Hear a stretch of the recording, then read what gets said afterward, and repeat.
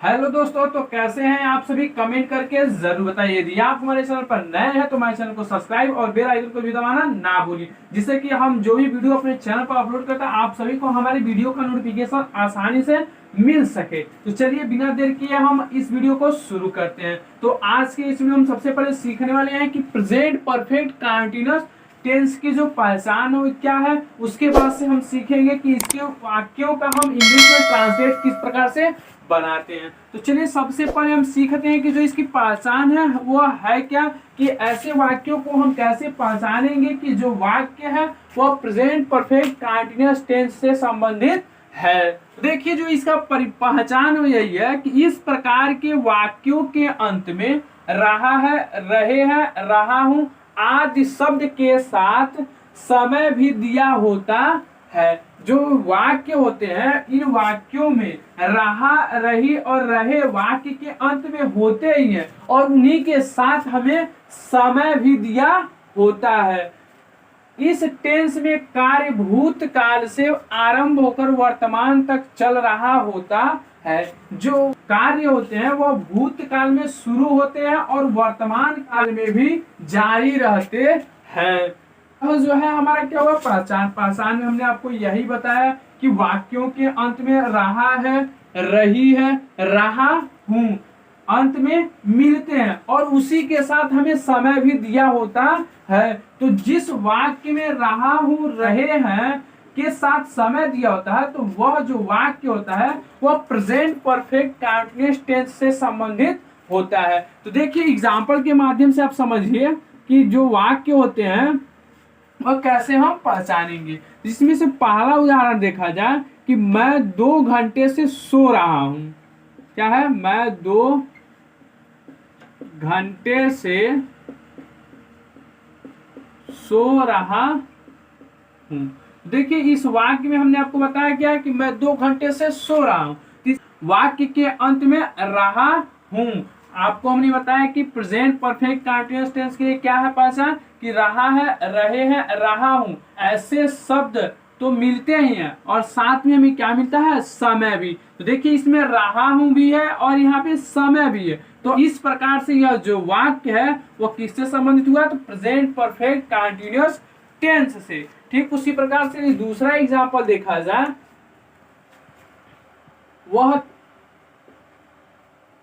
वह सुबह से पढ़ रहा है।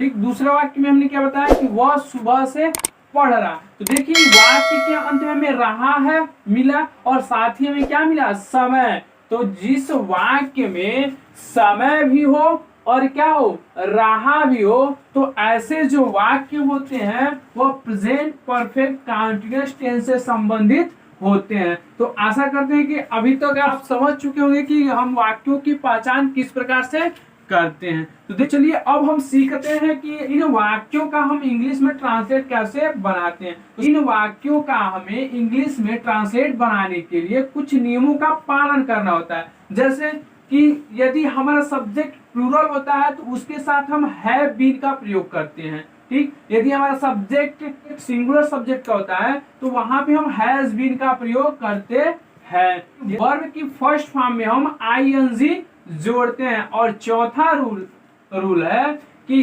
निश्चित समय के लिए हम सिंस का प्रयोग करते हैं और अनिश्चित समय के लिए हम फार का यूज करते हैं। किसके लिए, से के लिए। तो देखिए वो चारों रूल हम आपको व्हाइट बोर्ड पर लिख दे रहे हैं। जिसमें से पहला रूल है सिंगुलर सब्जेक्ट के साथ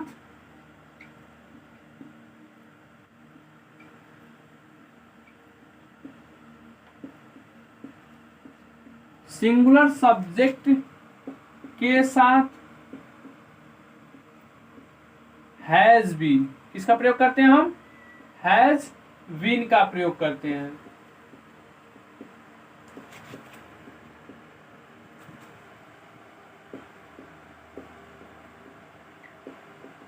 और जो दूसरा रूल है वह है कि प्लूरल सब्जेक्ट के साथ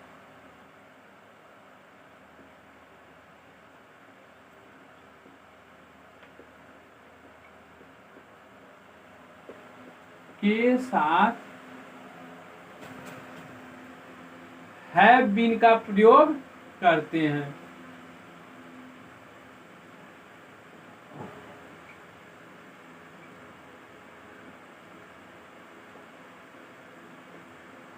ठीक।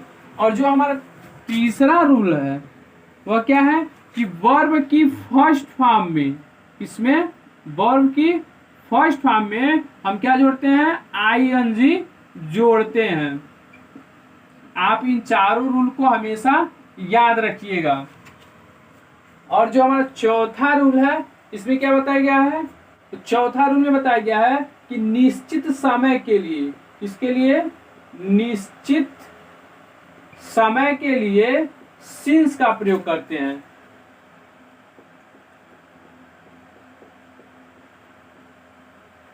सिंस, ये जो सिंस है किसके लिए प्रयोग करते हैं हम, वाक्य में जब हम से मिलता है, इस से के लिए हम किसका प्रयोग करते हैं, सिंस और फा। तो देखिए जो निश्चित समय होता है तो वहां पे हम सिंस का प्रयोग करते हैं, और अनिश्चित समय के लिए हम फार का यूज करते हैं।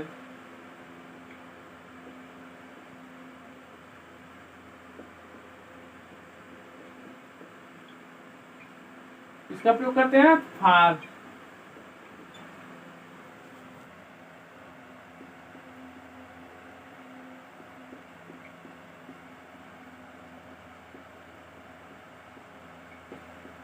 तो आपको प्रेजेंट परफेक्ट कंटीन्यूअस टेंस के वाक्य का ट्रांसलेट बनाने के लिए इन चार नियमों को याद रहना जरूरी है। जिसमें से पहला रूल है कि सिंगुलर सब्जेक्ट के साथ हैज बीन का प्रयोग करते हैं, प्लूरल सब्जेक्ट के साथ हैव बीन का प्रयोग करते हैं, और वर्ब की फर्स्ट फॉर्म में हम क्या जोड़ते हैं, आईएनजी जोड़ते हैं। और चौथा रूल है कि निश्चित समय के लिए हम सिंस का प्रयोग करते हैं और अनिश्चित समय के लिए फार का प्रयोग करते हैं। ठीक, तो सबसे पहले हम सीखते हैं कि जो हमारा अफर्मेटिव सेंटेंस है उसके वाक्यों का हम इंग्लिश में ट्रांसलेट किस प्रकार से बनाएं। तो देखिए जो अफर्मेटिव सेंटेंस का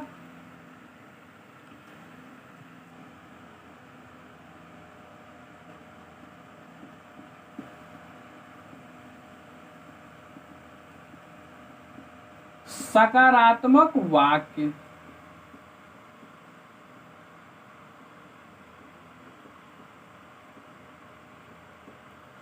देख इसका ट्रांसलेट बनाने के लिए हमें फार्मूला याद रहना चाहिए। कि देखिए जो फार्मूला है वह भी हम आपको बता दे रहे हैं। जो फार्मूला है कि सबसे पहले हम सब्जेक्ट लिखते हैं। ठीक, सब्जेक्ट लिखने के बाद से हम प्रयोग करते हैं हैज या हैव, उसके बाद बीन। देखिए यहाँ पे हम सब्जेक्ट के अनुसार चुनाव करते हैं कि हमें हैज का प्रयोग करना है या हैव का। तो इनमें से किसी एक का प्रयोग करने के बाद हम प्रयोग करते हैं बीन का। उसके बाद से होता है हमारा वर्ब की फर्स्ट फॉर्म।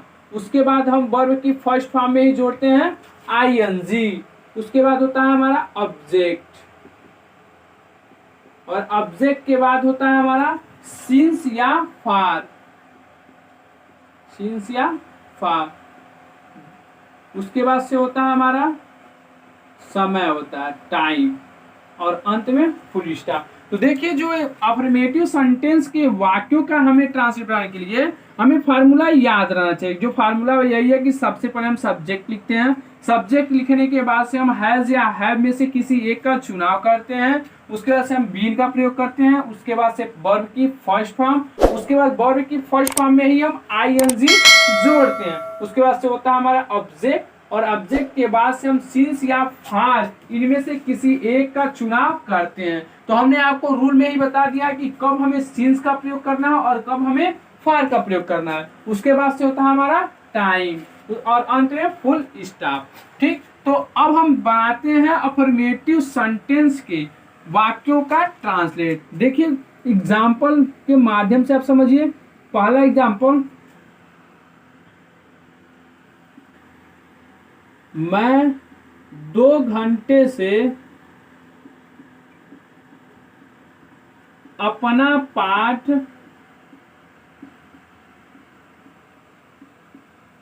याद कर रहा हूँ।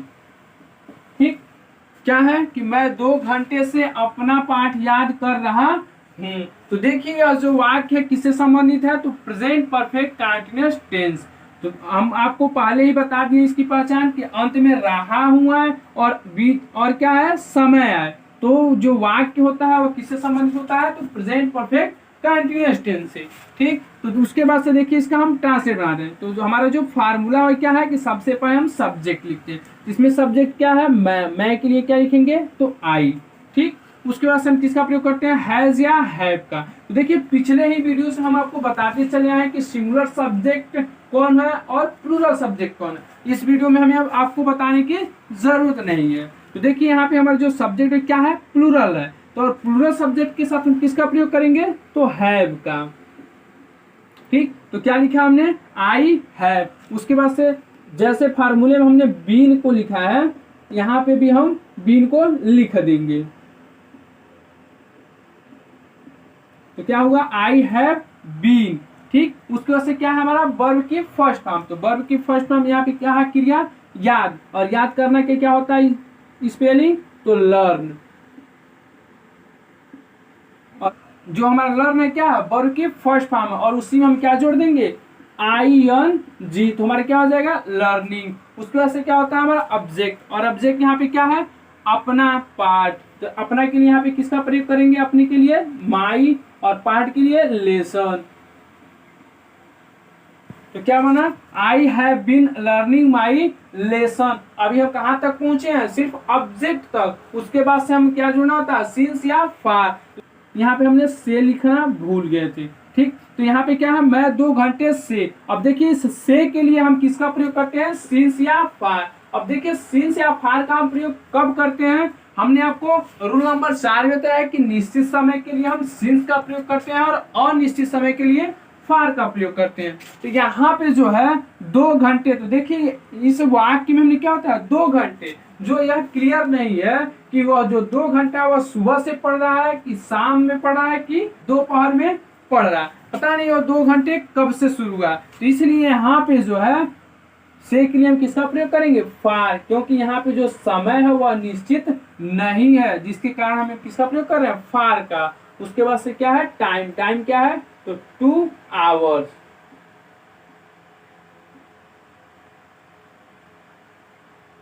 और अंत में फुल स्टॉप। तो हमारा ट्रांसलेट क्या बना कि I have been learning my lesson for 2 hours. मैं 2 घंटे से अपना पाठ याद कर रहा हूँ। ठीक, उसी प्रकार से दूसरा एग्जाम्पल भी आप समझिए।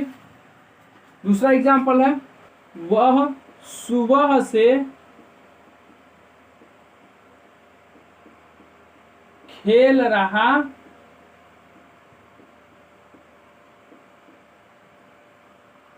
तो देखिए यहाँ पे क्या है, वाक्य के अंत में रहा है और हमें क्या मिला, समय। तो इस प्रकार से यह जो वाक्य है किससे संबंधित हुआ, तो प्रेजेंट परफेक्ट कंटीन्यूअस टेंस से। तो इसका भी ट्रांसलेट हम इसी फार्मूले के अनुसार बनाएंगे। तो सबसे पहले हम क्या लिखे, सब्जेक्ट। यहाँ पे सब्जेक्ट क्या है हमारा, ही।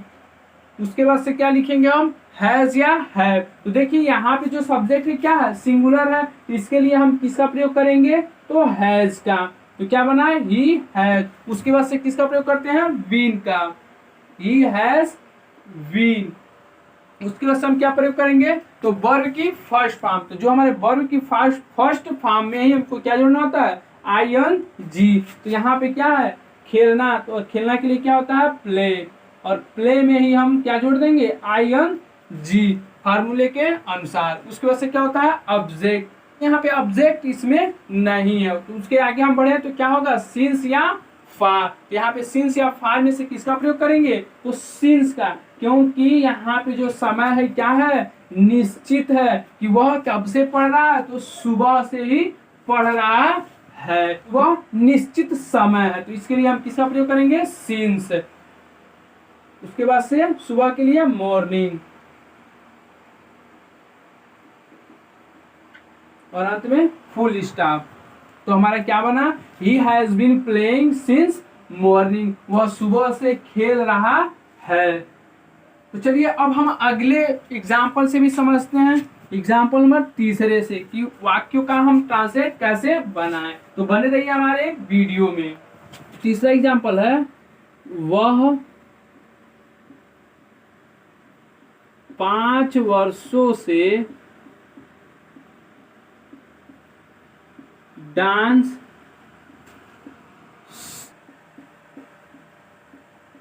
रही है। क्या है हमारा, तो जो हमारा वाक्य क्या है कि वह 5 वर्षों से डांस सीख रही है। तो इसका यदि हम ट्रांसलेट में क्या होगा, तो सबसे पहले सब्जेक्ट यहाँ पे क्या है, तो वह, और यहाँ पे वह जो है क्या है, स्त्री है, तो इसके लिए हम क्या प्रयोग करेंगे, सी। उसके बाद से किसका प्रयोग करेंगे हम, हैज का, क्योंकि यहाँ पे जो सब्जेक्ट है क्या है हमारा, सिंगुलर सब्जेक्ट है। उसके बाद बीन का, उसके बाद से क्या होता है हमारा, वर्ब की फर्स्ट फॉर्म। तो यहाँ पे वर्ब जो है हमारा क्या है, सीखना, और सीखने के लिए क्या होता है, लर्न। उसी में हम क्या जोड़ देंगे, ING, तो क्या हो जाएगा, लर्निंग। तो क्या बना, she has been learning dance. अब कब से सीख रही है, तो 5 वर्षों से। तो यहाँ पे जो 5 वर्ष हुआ है निश्चित नहीं है, तो जिसके लिए हम किसका प्रयोग करेंगे, फार का प्रयोग करेंगे। उसका से क्या है, समय, तो 5 ईयर, तो 5 ईयर्स। तो हमारा वाक्य क्या बना, she has been learning dance from 5 years. ठीक उसी प्रकार से यदि हम चौथा एग्जाम्पल भी देखें, तो चौथा क्या है, वह बचपन से पढ़ रहा है। ठीक, तो यह वाक्य क्या है कि वह बचपन से पढ़ रहा है। देखिए इसमें भी क्या है, रहा है और समय भी है, क्या, बचपन। तो इसका भी हम ट्रांसलेट बना, तो क्या होगा, सबसे पहले हम क्या लिखेंगे, सब्जेक्ट यहाँ पे क्या है, तो ही। उसके बाद हम सब्जेक्ट के अनुसार चुनाव करेंगे, तो किसका, हैज, उसके बाद बीन, ही हैज बीन। उसके बाद से क्या होता है, वर्ब। यहाँ पे वर्ब क्या है, पढ़ना। पढ़ने के लिए क्या होगा, रीड, और रीड में ही हम क्या जोड़ देंगे, ING, तो क्या हो जाएगा, reading. He has been reading. उसके बाद से क्या हम प्रयोग करते हैं, ऑब्जेक्ट। इस वाक्य में जो हमारा ऑब्जेक्ट नहीं है, उसके बाद क्या प्रयोग करेंगे, सिंस या फार में से किसी एक होते। यहाँ पे जो हम किसका प्रयोग करेंगे, तो सिंस का।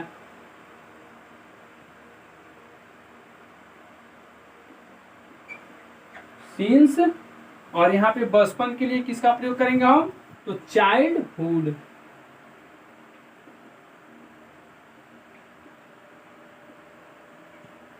क्या बना, he has been reading since childhood, वह बचपन से पढ़ रहा है।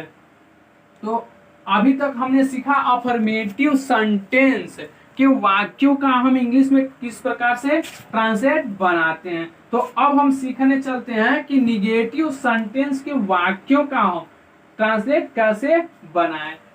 तो देखिए जो हमारा निगेटिव सेंटेंस है उसका हम ट्रांसलेट बनाने से पहले भी फार्मूला याद करेंगे। क्या होता है, नकारात्मक वाक्य।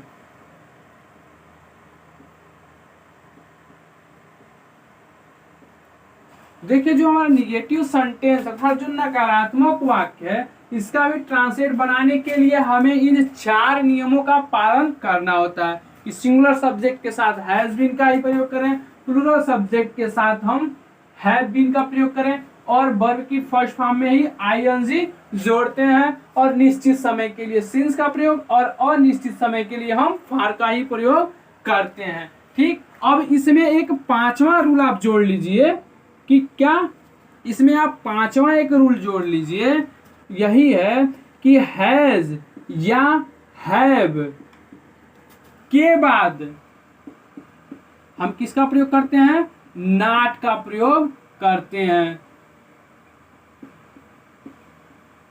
प्रयोग करते हैं।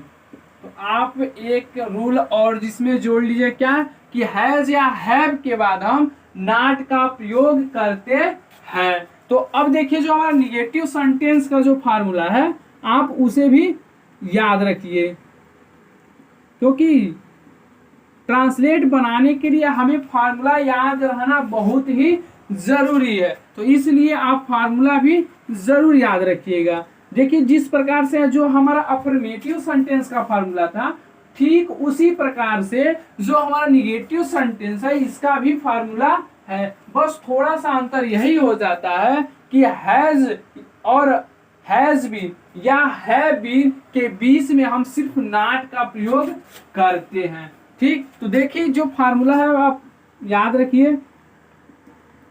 सबसे पहले हम सब्जेक्ट का प्रयोग करते हैं, सब्जेक्ट के बाद हम हैज या हैव का प्रयोग करते हैं, उसके बाद से हम प्रयोग करते हैं नॉट का, और नॉट के बाद हम यूज करते हैं किसका, बीन का।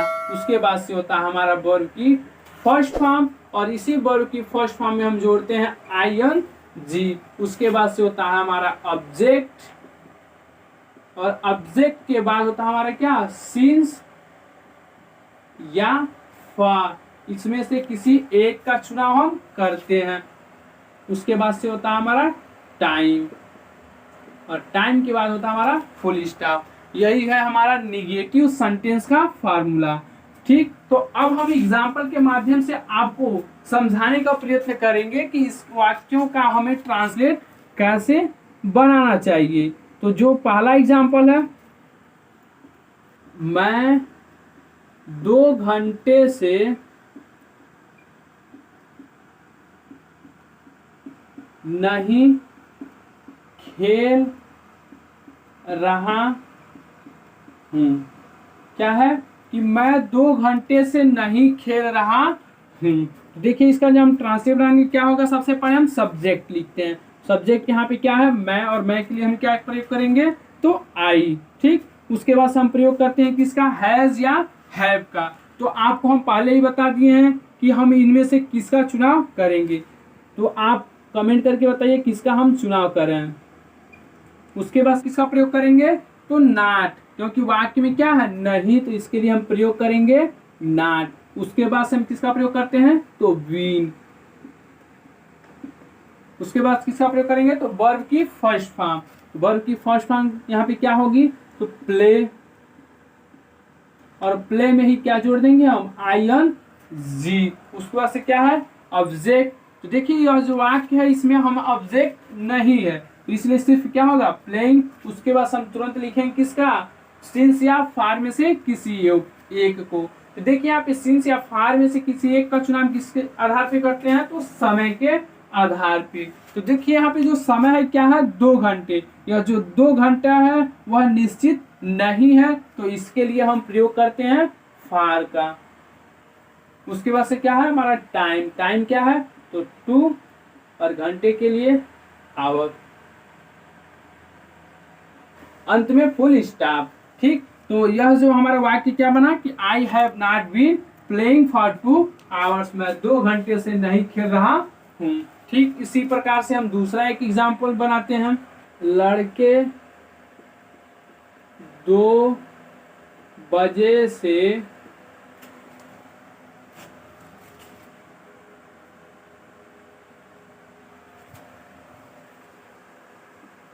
नहीं पढ़ रहे हैं। इस वाक्य को आपको बनाना है और कमेंट करके बताइए कि इसका जो ट्रांसलेट होगा वह क्या होगा। इसे आपको सॉल्व करना है। दूसरा एग्जांपल है, लड़के 2 बजे से नहीं पढ़ रहे हैं। तो इसका हम ट्रांसलेट बनाए तो क्या होगा, बॉयज, क्योंकि यहाँ पे जो है एक लड़का नहीं है, इसलिए यहाँ पे हम बॉयज का प्रयोग किए हैं।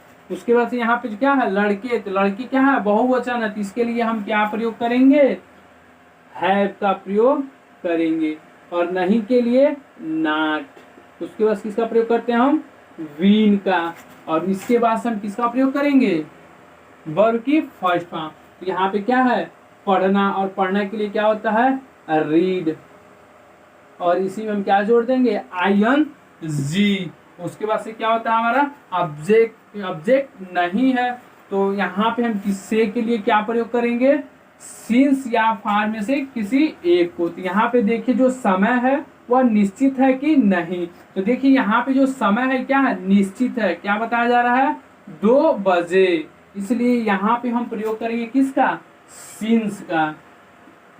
उसके बाद से क्या लिखेंगे हम, 2, यहाँ पे 2 हो गया। उसके बाद से बजे के लिए किसका प्रयोग करते हैं हम लोग, ओ क्लॉक का।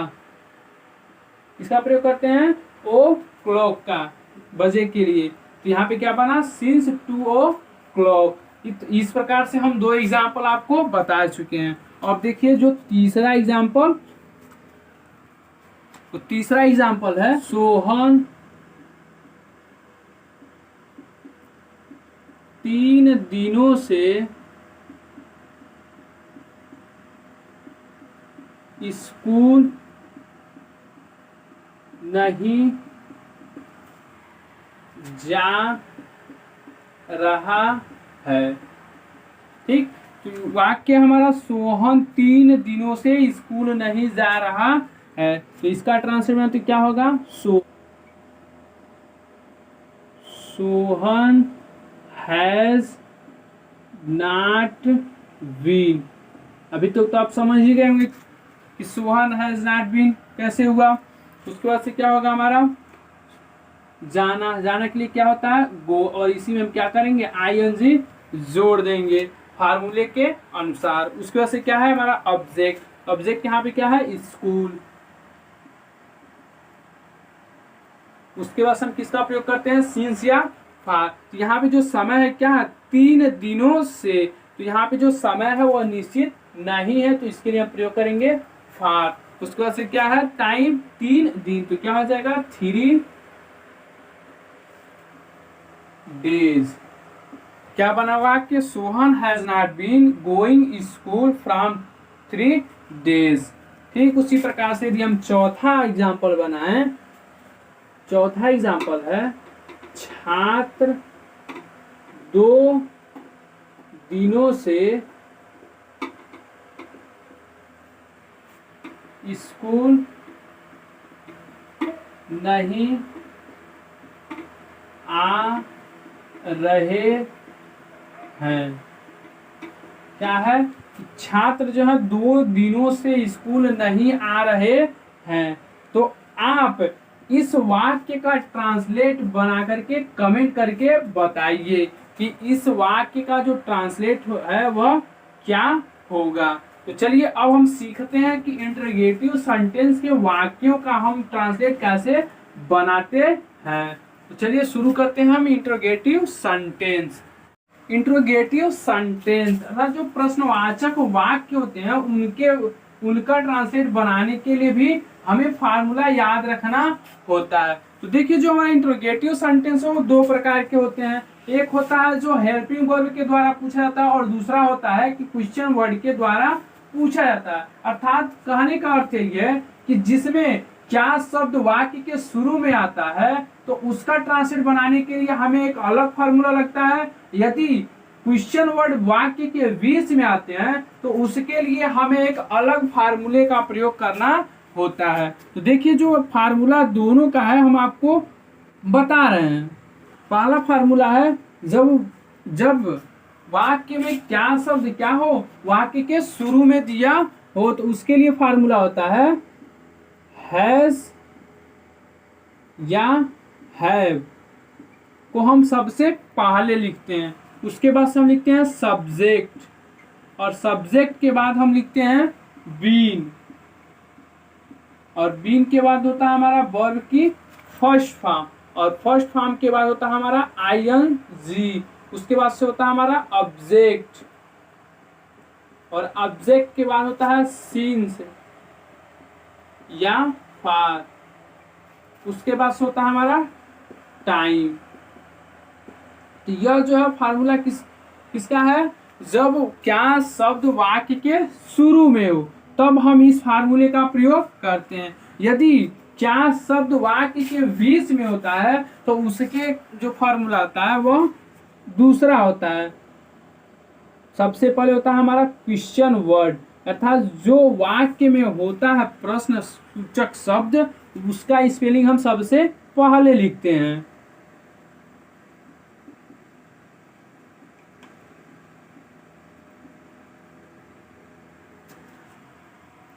उसके बाद से होता है हमारा हैज या हैव।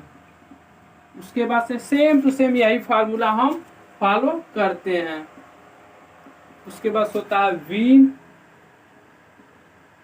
उसके बाद होता है वर्ब की फर्स्ट फॉर्म, उसके बाद वर्ब की फर्स्ट फॉर्म में ही आईएनजी जोड़ते हैं। उसके बाद होता है हमारा ऑब्जेक्ट, उसके बाद होता है सिंस या फॉर,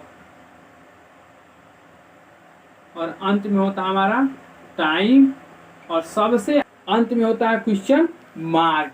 ठीक उसी प्रकार से जो हमारा पिछले वाला फार्मूला था उसी पर आधारित है। तो देखिए जो हमारे इंटरोगेटिव सेंटेंस है इनके वाक्यों का भी हम कुछ एग्जाम्पल देख लेते हैं, जिसमें से पहला एग्जाम्पल है, तो देखिए जो हमारा पहला एग्जाम्पल यही है कि क्या सुबह से वर्षा हो रही है। तो देखिए जो इसमें क्या शब्द है वो क्या है, वाक्य के शुरू में आया है, इसलिए हम फार्मूले नंबर 1 के अनुसार इसका ट्रांसलेट हम बनाएंगे। तो देखिए सबसे पहले हम प्रयोग करेंगे हैज या हैव का। तो इसमें जो सब्जेक्ट है वह नहीं है, और बात किया जा रहा है किसका, मौसम के बारे में, तो इसलिए हम सब्जेक्ट किसका प्रयोग करेंगे, इट का। जब इट हमारा सब्जेक्ट होगा तो यहाँ पे हम किसका प्रयोग करेंगे, तो हैज। उसके बाद से इट क्या बना, हैज इट। उसके बाद से सब्जेक्ट के बाद क्या होता है, बीन, यहाँ पे क्या हो जाएगा, बीन। उसके बाद से हम क्या प्रयोग करेंगे, तो वर्ब की फर्स्ट फॉर्म। यहाँ पे जो वर्ब है क्या है, वर्षा होना, तो यहाँ पे वर्षा के लिए क्या होता है, तो रैन। और उसके बाद हम क्या करेंगे, आईएनजी, तो रैन में हम क्या जोड़ देंगे, आईएनजी। उसके बाद से क्या है हमारा ऑब्जेक्ट, यहाँ पे ऑब्जेक्ट नहीं है। उसके बाद हम किसका प्रयोग करेंगे, से, और से के लिए हम क्या प्रयोग करते हैं, सिंस या फॉर। तो इसमें से किसी एक का प्रयोग करेंगे। तो देखिए यहाँ पे जो समय है क्या है, निश्चित है कि वर्षा कब से हो रही है, तो सुबह से हो रही है, तो इसलिए यहाँ पे हम किसका प्रयोग करेंगे, तो सिंस का। और उसके बाद से क्या है, समय, तो सुबह, सुबह के लिए क्या होता है, तो मॉर्निंग। और अंत में क्वेश्चन मार्क। तो इस प्रकार से जो हमारा वाक्य बना क्या, has it been since morning. ठीक इसी प्रकार से दूसरा एग्जांपल देखा जाए, तो दूसरा एग्जांपल है क्या, छात्र 2 दिनों से पढ़ रहे हैं, और अंत में क्वेश्चन मार्क। तो इसका ट्रांसलेट हम बनाएंगे तो क्या होगा, सबसे पहले हम सब्जेक्ट का पता करते हैं कि हमारा सब्जेक्ट सिंगुलर है या प्लूरल, क्योंकि उसी के अनुसार हम हैज या हैव का प्रयोग करते हैं। तो यहाँ पे क्या है, छात्र, तो यहाँ पे जो छात्र क्या है, बहुत है, तो इसलिए यहाँ पे क्या है, छात्र प्लूरल सब्जेक्ट है, तो इसलिए यहाँ पे हम किसका प्रयोग करेंगे, तो हैव का। और छात्र के लिए क्या होता है, स्टूडेंट, हैव स्टूडेंट्स। उसके बाद से किसका, तो बीन, और पढ़ने के लिए क्या होता है, रीड, और इसी में हम क्या जोड़ देंगे, आयन जी, तो क्या हो जाएगा, हैव स्टूडेंट्स बीन रीडिंग। और से के लिए किसका प्रयोग करेंगे हम, तो यहाँ पे जो है क्या, 2 दिन, तो निश्चित नहीं है कि 2 दिन कब से, तो इसलिए हम किसका प्रयोग करेंगे, तो फार। और यहाँ पे क्या हो जाएगा, 2 और डेज, और अंत में क्वेश्चन मार्क। तो क्या बना हमारा कि have students been reading for 2 days. तो इस प्रकार से हम इंट्रोगेटिव सेंटेंस के वाक्यों का जो है हम ट्रांसलेट बनाते हैं। तो देखिए अब जो है हमारा क्या, अगला इंट्रोगेटिव निगेटिव सेंटेंस। तो देखिए जो हमारा इंट्रोगेटिव निगेटिव सेंटेंस होता है, इसका जब हम ट्रांसलेट बनाते हैं तो same to same interrogative sentence के आधार पर ही बनाते हैं। बस उसमें क्या होता है कि हम सब्जेक्ट के बाद नॉट का प्रयोग करते हैं। तो यदि फार्मूला देखा जाए तो यही होगा इंट्रोगेटिव निगेटिव का। सबसे पहले हैज या हैव का हम प्रयोग करते हैं, उसके बाद से होता है हमारा क्या, सब्जेक्ट, और सब्जेक्ट के बाद होता है हमारा नॉट। क्या होता है, हमारा इंट्रोगेटिव निगेटिव सेंटेंस में सब्जेक्ट के तुरंत बाद होता है हमारा क्या, नॉट, उसके बाद से होता है हमारा बीन, उसके बाद से होता है हमारा वर्ब की फर्स्ट फॉर्म, और उसके बाद से होता है आईएनजी, और इसके बाद से होता है हमारा क्या, ऑब्जेक्ट, और ऑब्जेक्ट के बाद होता है सिंस या आर, और अंत में होता है हमारा क्या, टाइम, और सबसे अंत में होता है क्वेश्चन मार्क। तो जो हमारा इंट्रोगेटिव सेंटेंस है ठीक इसी पर आधारित होता है इंट्रोगेटिव निगेटिव सेंटेंस। सिर्फ होता है सब्जेक्ट के बाद हम किसका प्रयोग करते हैं, तो नॉट का प्रयोग करते हैं। तो यह जो है हमारा पहला फार्मूला, और ठीक उसी प्रकार से दूसरा फार्मूला। इसमें भी दो फार्मूले क्यों हो रहे हैं, क्योंकि जो इंट्रोगेटिव सेंटेंस होता है वो दो प्रकार के वाक्य होते हैं, क्वेश्चन वर्ड, उसके बाद से हैज या हैव, उसके बाद होता है हमारा सब्जेक्ट, उसके बाद होता है नॉट, उसके बाद होता है वीन, उसके बाद से हम प्रयोग करते हैं वर्ब की फर्स्ट फॉर्म, और फर्स्ट फॉर्म में ही आईएनजी, उसके बाद होता है हमारा ऑब्जेक्ट, और ऑब्जेक्ट के बाद सिंस या फार का प्रयोग करते हैं, और अंत में होता है हमारा टाइम, और सबसे अंत में होता है क्वेश्चन मार्क। तो यह जो है फार्मूला हमारा इंट्रोगेटिव निगेटिव सेंटेंस का हुआ। तो जो यह इंट्रोगेटिव निगेटिव सेंटेंस का यदि एग्जाम्पल देखें तो देखिए जो एग्जाम्पल है वो यही है। एग्जाम्पल है, क्या वह 2 महीने से उपन्यास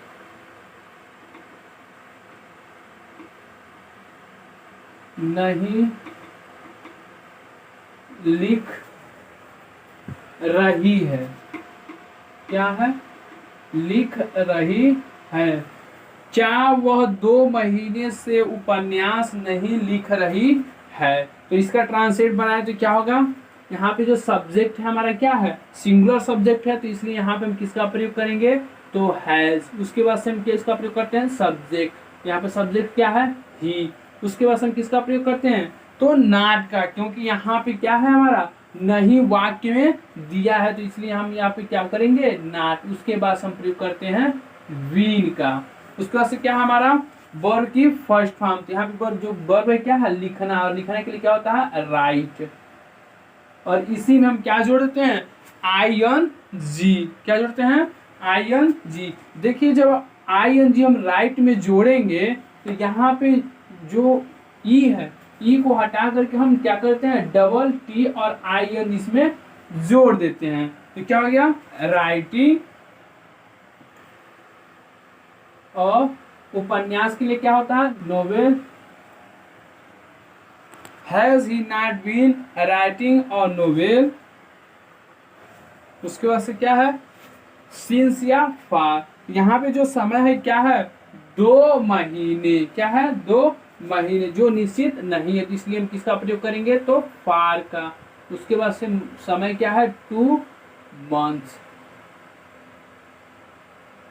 और अंत में क्वेश्चन मार्क। तो इस प्रकार से हम बनाते हैं इंट्रोगेटिव निगेटिव सेंटेंस के वाक्यों को। तो सबसे पहले आप याद रखिएगा फार्मूले को, और फार्मूले के अनुसार ही आप वाक्यों का ट्रांसलेट बनाइएगा। यदि आप हमारे चैनल पर नए हैं तो हमारे चैनल को सब्सक्राइब और बेल आइकन को दबाना ना भूलें।